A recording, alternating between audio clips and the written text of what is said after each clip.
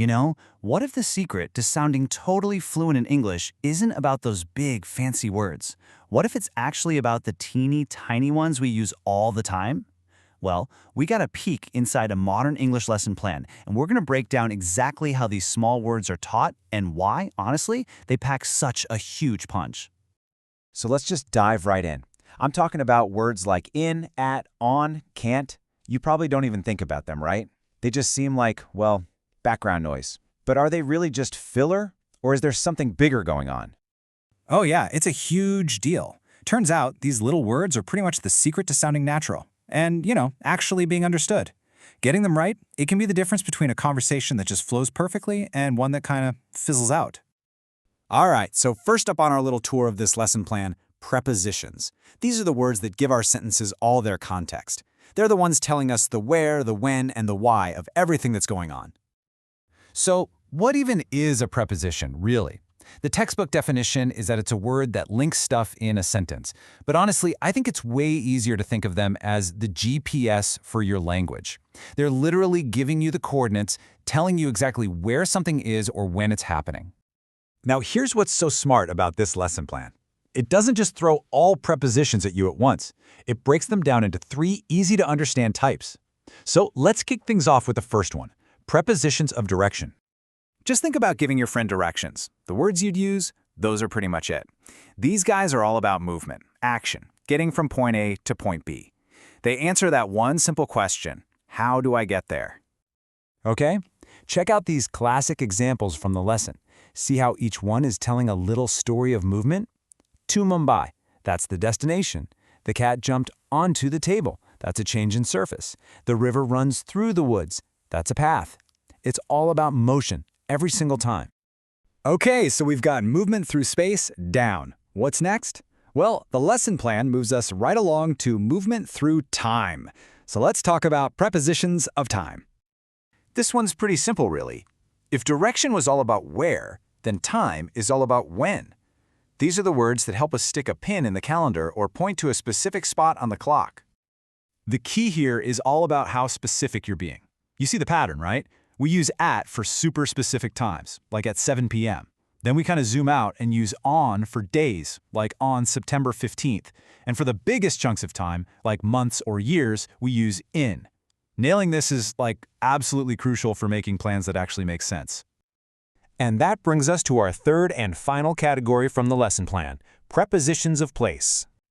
Now, you might be thinking, hang on, doesn't this sound a lot like direction? And yeah, it's a common mix-up, but there's one huge difference.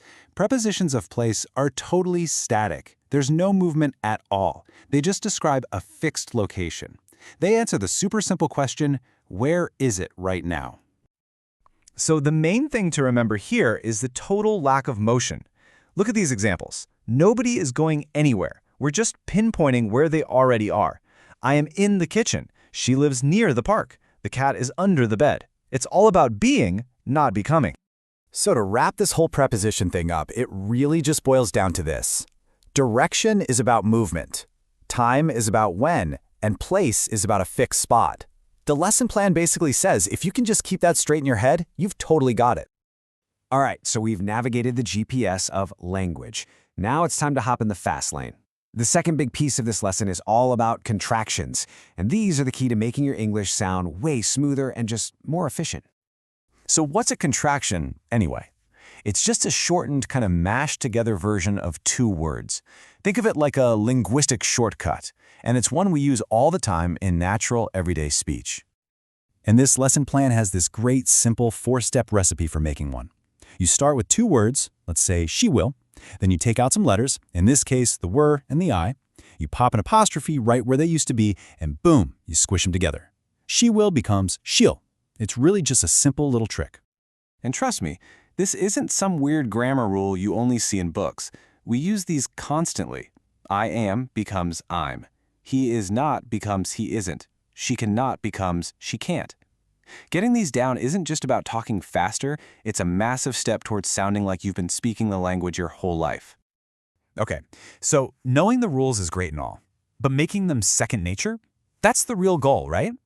And this is where the lesson plan makes a really important shift from theory to practice, from just knowing the rules to actually living them.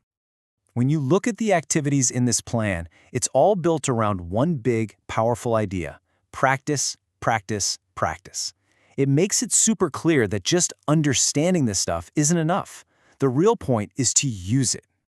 So how do you actually turn all this knowledge into a real skill?